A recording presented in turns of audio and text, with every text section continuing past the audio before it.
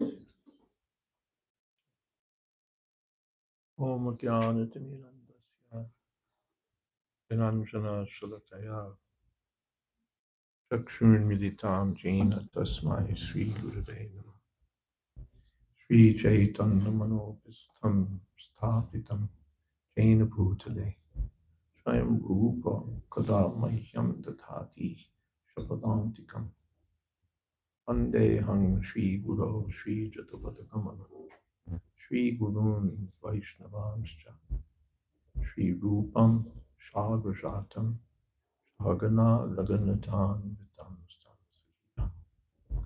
Sadvaitam Savatutam Rijana Sahitam Krishna Chaitanya Devam Sri Radha Krishna Padan Bhagana Lalita Sri Vishakam Vitamstra E Krishna Karuna Sindho Dina Bandho Jagatpate Gopesha Gopika Kanta Radha Kanta Namostute Sapta Kanchana Gaurangi Radhe Vrindavaneshwari Vrishabhanu Sute Devi Pranamami Hori Priye Pancha Kalpatarubhyascha Kripa Sindho Bhyevacha Patitanam Pavanebhyo Vaishnavebhyo Sri Krishna Chaitanya Prabhu Nityananda Sri Advaita Gadadhar Shivasari Gaur Bhaktavinda Hare Krishna Krishna Krishna Hare Hare Hare Rama Rama Rama Hare Hare. The pleasure that causes pain.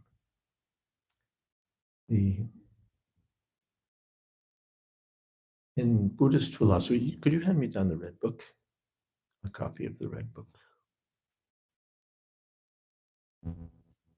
Yeah. In Buddhist philosophy, this is a big topic, that the truth of suffering, let's see, come to the page.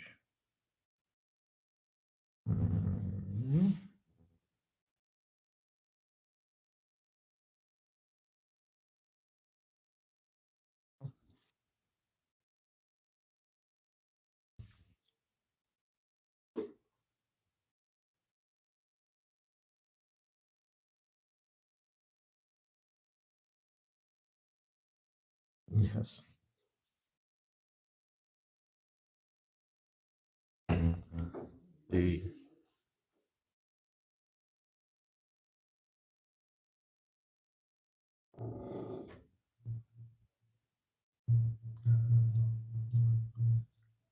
Yes. The Four Noble Truths. First is the truth of suffering. Life entails miseries imposed upon us by birth, disease, and death, miseries of pain and sorrow, grief, despair, lamentation, miseries of having what we don't want forced on us and having what we want wrenched away from us. This all comes under the truth of suffering. And then there's the truth of the cause. Suffering is caused by desire and by ignorance, which depend on one another mutually. And in Buddhist philosophy, the suffering and ignorance cause, bring into existence the mind and body and the senses, and attachment to the sense objects, and clinging leads to rebirth, and we're back to where we started from. And then the next truth is that suffering will cease when we're free from desire and ignorance. So we hear a lot about achieving desirelessness. If we free ourselves from desire, then we'll free ourselves from the cause of suffering. So, and then the last is the truth of the means, the way, that there's a way to free oneself from suffering through right action and right thought and so on. So we have agreement with Buddhist doctrine on at least the beginning of this, that certainly this is a world with that entails suffering. And it's a fact that suffering proceeds from desire. When my desires are unfulfilled, I suffer. Or when they are fulfilled, I suffer. I want something, and then when I get it, it becomes a source of suffering. I want a Maserati or something, and then I get it. So many problems arise from that.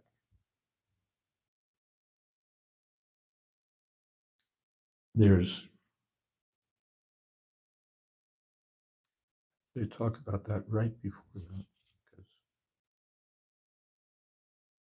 in the Bhagavad Gita, Krishna says, Yehi samsparshaja bhoga dukkha yoni evate. Adyantavanta konteya nateshu ramate buddha. Yehi samsparshaja bhoga. Bhoga means enjoyment. Bhog means enjoyment. And samsparshaja means from contact with the senses. One, the tongue comes in touch with something delicious, the eyes come in touch with something gorgeous, the ears come in touch with something which is so beautiful. And sense of touch comes in touch with something. So our senses, samsparshaja, bhoga. Samsparshaja means born of the touch of the senses with whatever it is that they're meant to enjoy. Oh, fantastic.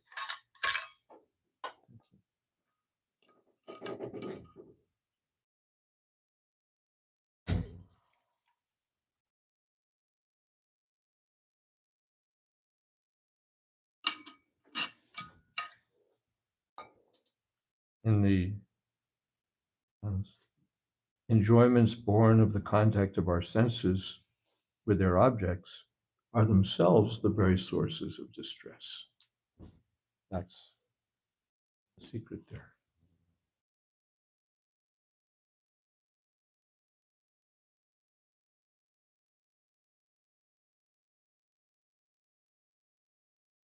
Somewhere else in the book, I discussed the point that money is what we use for getting enjoyment. You can buy things with it. But money is the source of distress because you have to work for it and worry over it. So to get the money, which is the source of happiness, you have to put yourself into distress.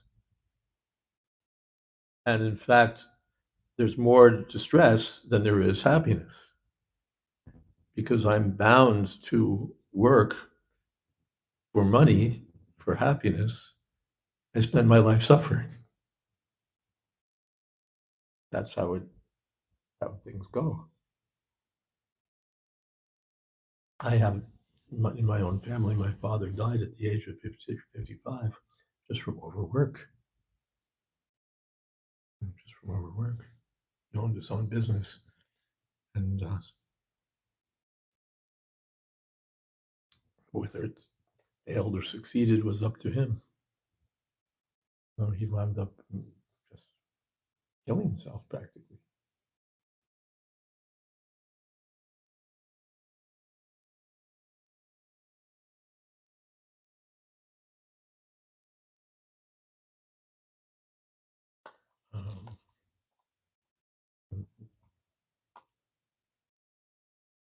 man goes after a girl and for happiness.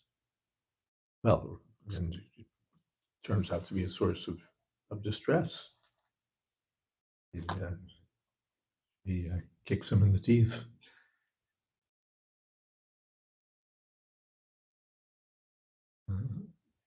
Or, he can do the same thing to her. So this is the way it goes, that we're so attached to pursuing happiness that, but not knowing that we're pursuing distress. And then Krishna says, Adyanta banta konteya, nateshu ramate buddha. Adi means a beginning, and anta, an end. The happiness in this world always has a beginning and has an end. And when it reaches the end, then we're in distress again. So I'm attached to something which it's like mist, it disappears. And then I'm miserable. So many teenage ballads dwell on this theme. So,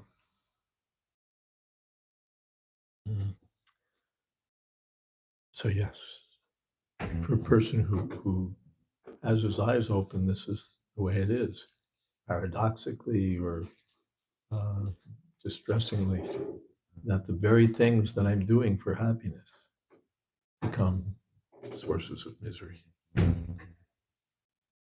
And practically, the more happiness I get from it, the more acute the misery. So, Lord Buddha offers a solution to this problem of suffering called nirvana. Nirvana literally means extinguishing and snuffing out. So, what is it that we're to snuff out? It's our sense of individuality, of selfhood, of existence, practically speaking. The idea that I exist as a what would you say, an individual being is just an illusion.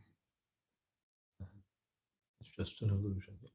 That ego, that sense of I am, is just an illusion. And if we can extinguish that illusion, then we'll extinguish desire. An I am that doesn't exist won't desire anything. And that solves the problem of distress, because if there's no desire, there'll be no distress. We solve the problem. No more distress, because no more desire, because no more I. Problem solved.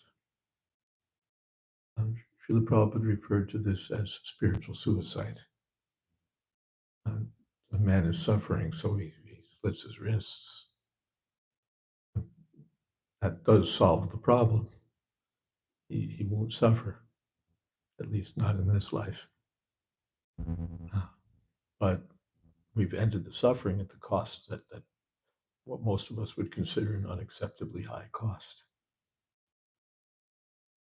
So the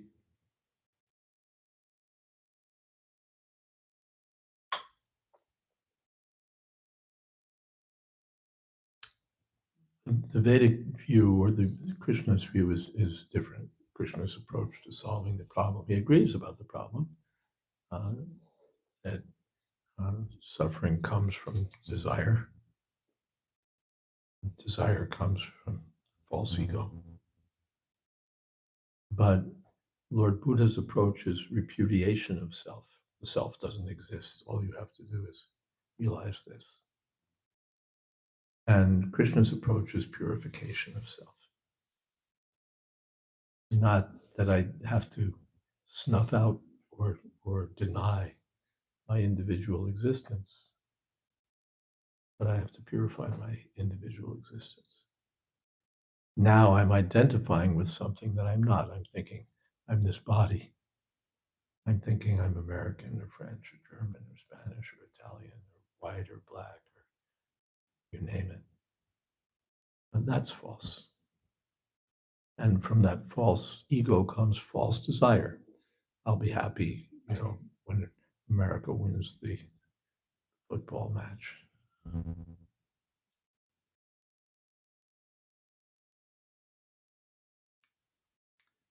But false identity doesn't invalidate real identity.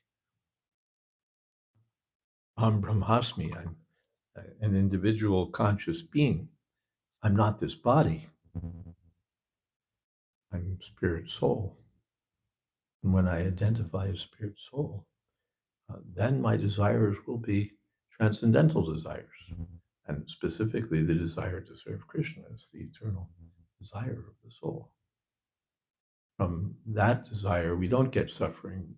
One, we get free from death, free from rebirth. So it's an entirely different approach to the matter. The fools don't realize that they're suffering.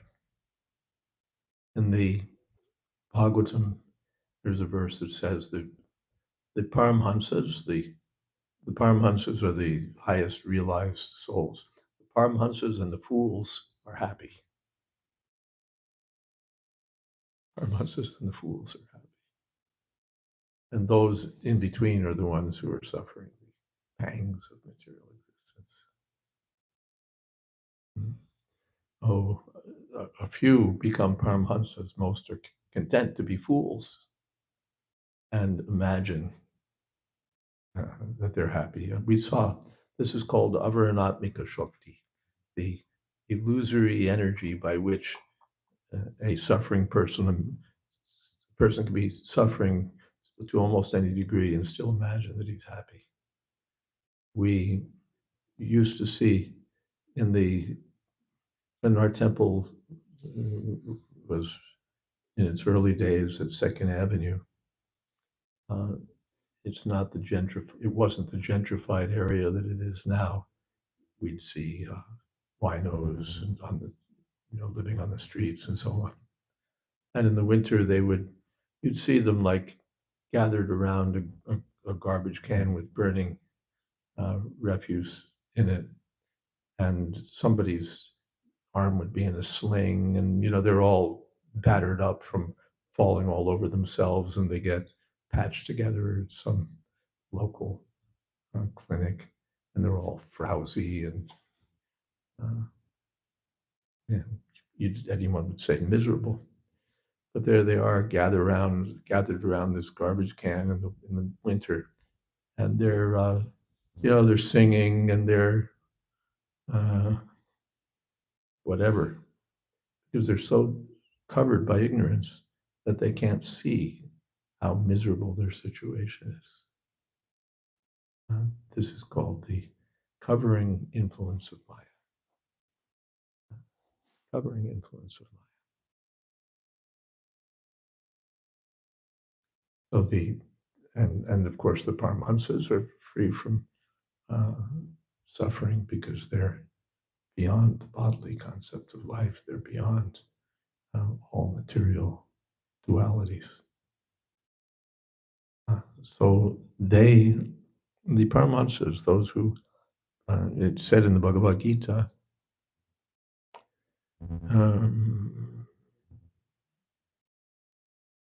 Brahmabhuta Prasannatma. When one becomes self-realized, one becomes joyful. Prasannatma. Nashojati Nakangshati. He has nothing to hanker for and nothing to lament over. Materialist is always hankering for what he doesn't have, lamenting over what he's lost or can't get. But the self-realized person is beyond that, and therefore he's joyful. So they've risen above material desire and therefore above material suffering. But that's not yet the highest platform. I'm self-realized, but as a self-realized soul, what do I do? This is also, I had a cousin, still have a cousin who was doing some Buddhist meditation. He was also married to, like, I think, quite a gorgeous um, Asian wife, and had a very uh, prosperous estate somewhere out in some tropical paradise. And he was into Buddhism. And his problem was, how do I get rid of sense of this sense of I? How do I stop this? And the simple answer is you can't. In practical terms, who can do it? How do I get rid of desire? Even that's a desire. So it comes to impracticality.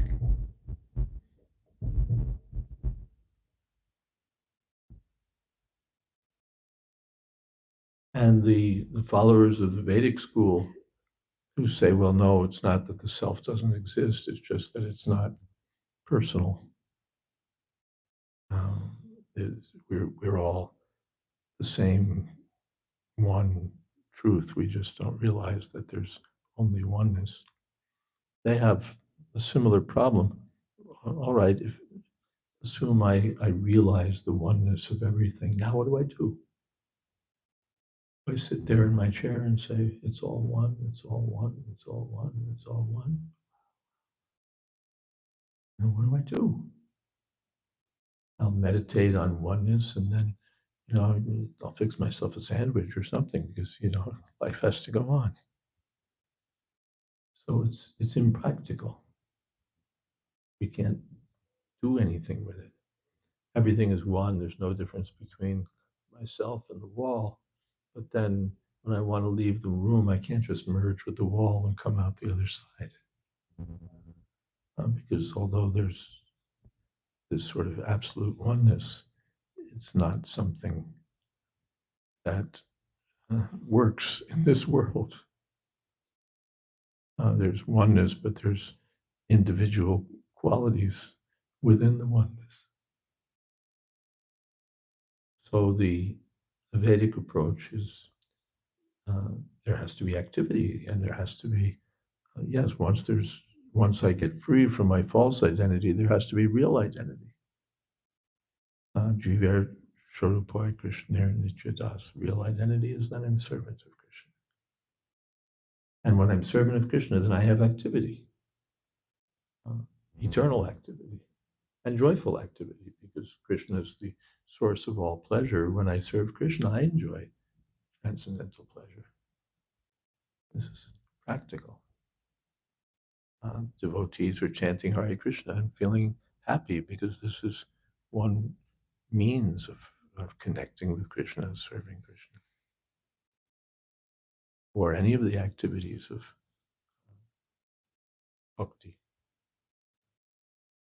are satisfying to the living being. And yet they're on the transcendental platform, and therefore they cause no suffering, only happiness.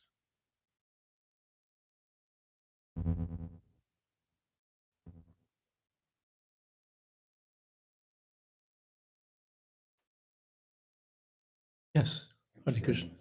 Thank you so much. I've been here since the 80s. Well, welcome back. Beautiful. I hope you come back before the 2030s or something. And make sure he gets some prasad, huh? Thank you so much. Hare Krishna. The 80s.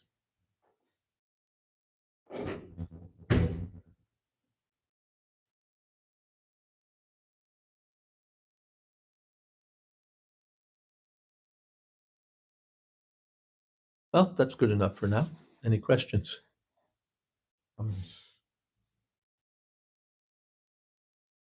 Lots.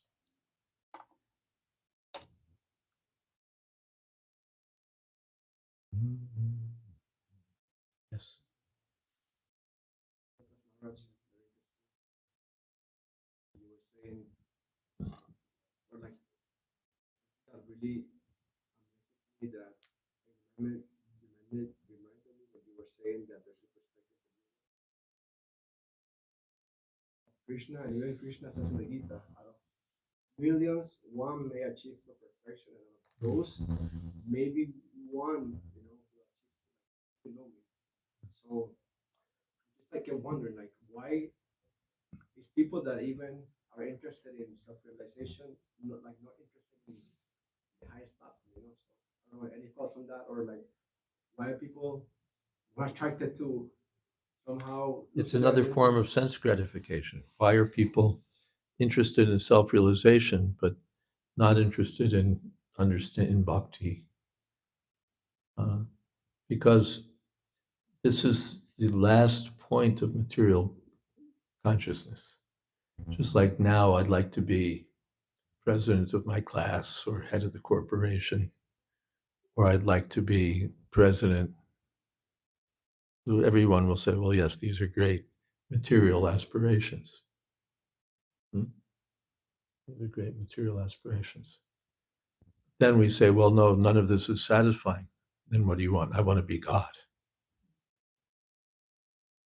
I want to be one with God. Yes. There should be no difference between myself and God. So this is the last snare of sense gratification or illusion. Illusion means I'm thinking I'm something I'm not. So this is the last, Maya's last snare. That you know you're not American, you're not this body, you're not any of these things. What are you? You're a spirit, yes. And what is spirit? Spirit is the ultimate truth. So I'm the ultimate truth. That's what I am. Not conceited not enough to think I'm the best scholar in the school. No, now I'm the absolute truth. So that's the thing. Or looking at it from another point of view, why are we averse to Krishna consciousness? Because we have this aversion to serving. We don't want to accept that we're servants, that we're not the enjoyers of, that we're not the proprietors, that the world is not for us, and that we are meant to serve. We're just averse to that. That's why we're here. Material world is the world where every garbage man can think he's the top dog. Hmm? Flatter ourselves in so many ways. And specifically, we don't like the idea that we're subservient to God. So therefore, we're averse to any picture in which God is there and I'm there under God. You see? So we want to become one with God, or there's no God, or we're all God.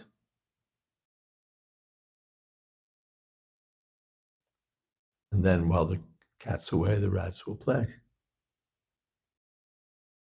I can do whatever I want because there's no God.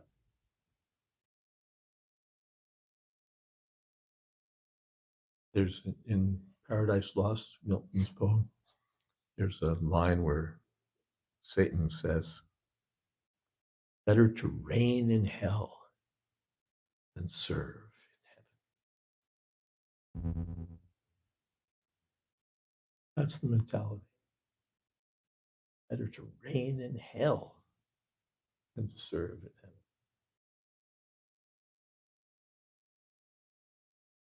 Something else?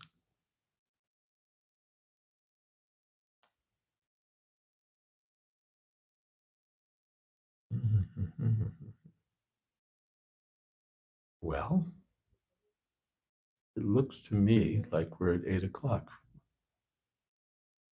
which is end time, right? We reach the end time, the end of the world. So, yes. what you said reminded me about something I heard from one devotee about talk about the Buddhism, saying how there was one famous Buddhist monk who was meditating for 10, 15 years in a jungle, living alone, thought that he's reached the shunya. And then jungle villager, he passed by to radio and blasting from the radio some song. Tell Laura I love her, tell Laura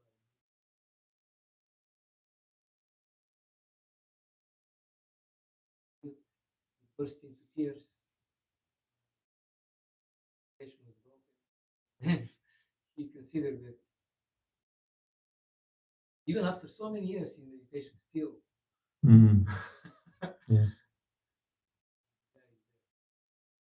Because snuffing out desire doesn't work.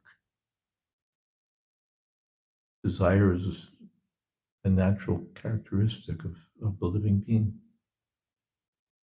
So if we have no desire to serve Krishna, naturally we'll have a desire for enjoyment. To have no desire is practically impossible.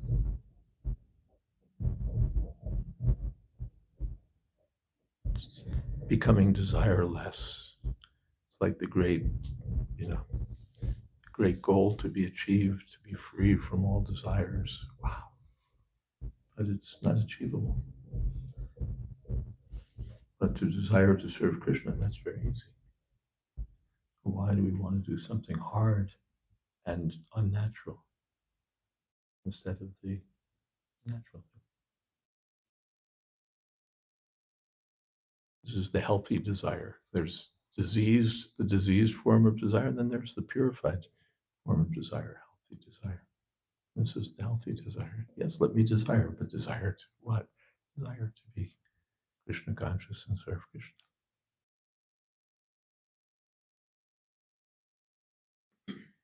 Okay. Hare Krishna. Kirtan? Is that what happens? Okay.